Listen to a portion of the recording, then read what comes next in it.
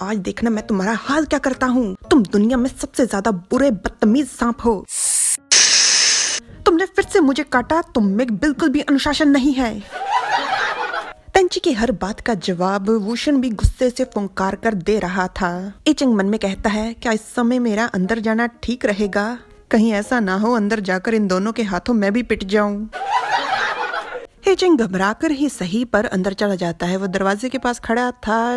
बदतमीज सांप, यहाँ आओ, आज मैं तुम्हें सबक सिखा कर ही रहूंगा।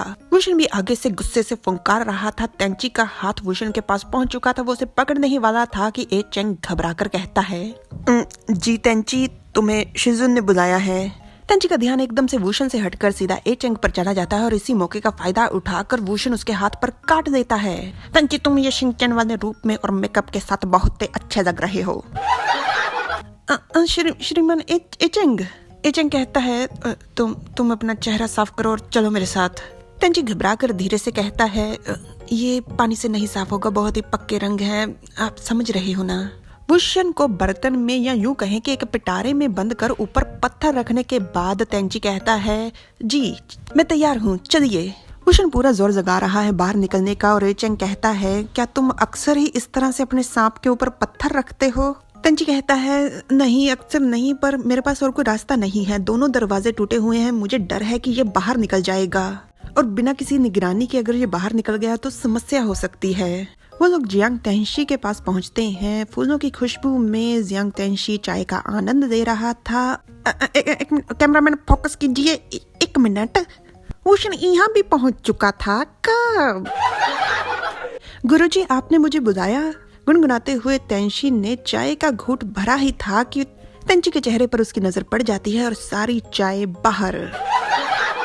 जी तेंची, ये तुमने अपने चेहरे का क्या हाल बना रखा है? तेंची ने गुस्से में चिल्लाकर पूछा था, पर तेंची अपनी हंसी को छुपाते हुए घबराकर कहता है, गुरुजी, आपके चेहरे का हाल भी कुछ खास बेहतर नहीं। जियांग तेंशी चाय में फूंक मारते हुए कहता है, मैं तो चोंगशन के साथ व्यू रचना की मुरम्मत करने गया था। गलती से मैंने अमर गुरुजी के मंत्र को छेड़ दिया, जिस कारण मेरे चेहरे पर ये निशान आ गए। पर तुम्हारे चेहरे को क्या हुआ? क्या ये भी व्यू रचना ने किया?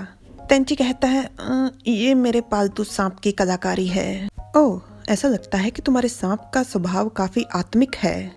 हाँ है तो सही, पर साथ में वो बहुत ज्यादा जिद्दी और शरारती भी है। उससे बाहर अकेले घूमना और मुसीबतें खड़ी करना बहुत पसंद है।